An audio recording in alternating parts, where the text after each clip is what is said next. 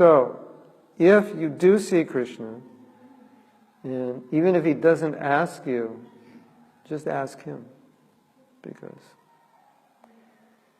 you don't have a lot of opportunities to get love, and if anybody can give you love, ask them for it. You know any devotee that has love, ask them for it. Can you give it to me? Because it's got to be given. And for us, that's our highest aspiration. Right? It's supposed to be. That's all we're supposed to want, is love of Krishna. That's what's in there. That's natural to the heart. Right? And if you feel that way, that means you're doing quite well in devotional service. So, there's a funny part of the story. So, Manigreiva and Nalakuvera are making their prayers. And Krishna's laughing. He's saying, they're glorifying me as the Lord of everything, and I'm sitting here tied up by my mother. And he's just laughing. And they're like, why are you laughing? You ever been in a position like that? Like you say something, and somebody's experiencing an emotion that has nothing to do with you, and you're like, I'm serious, why are you laughing? You know, that's not polite. What's going on here? So that's what's happening. And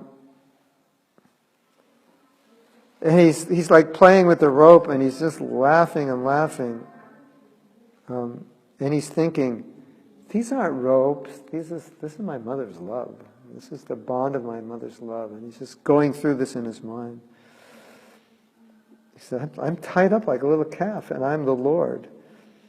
And again, that's where we see this Lila Shakti, Aishvarya Shakti going in and out. He's remembering he's the Lord, and remembering he's Yashoda's son. And so he's going into this mood of Yashoda's son, but with the cognizance of the Lord and going in and out. Which of course he can do. So he's having a good time.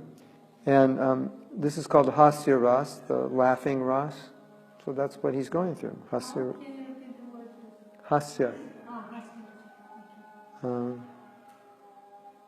So Krishna realizes they're probably thinking I'm making fun of them because I'm laughing.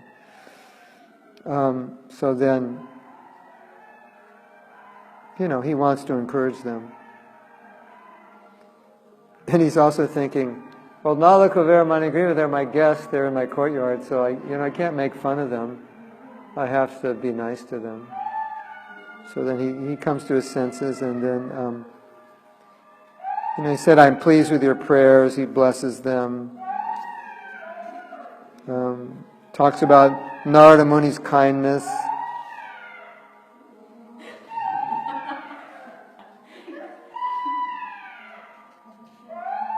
Why do they make that noise?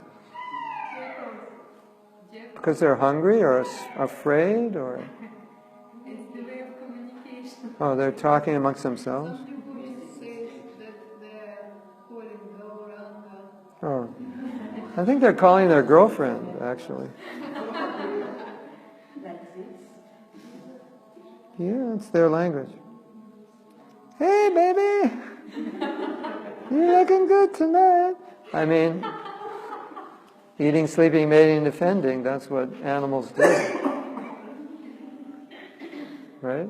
So, I wouldn't be surprised.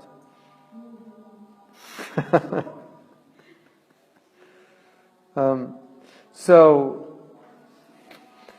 Krishna stopped joking with them, and he's glorifying Narada Muni. He said, "You're so fortunate. Narada Muni has blessed you, and I'm fulfilling Narada's desire, and I love Narada."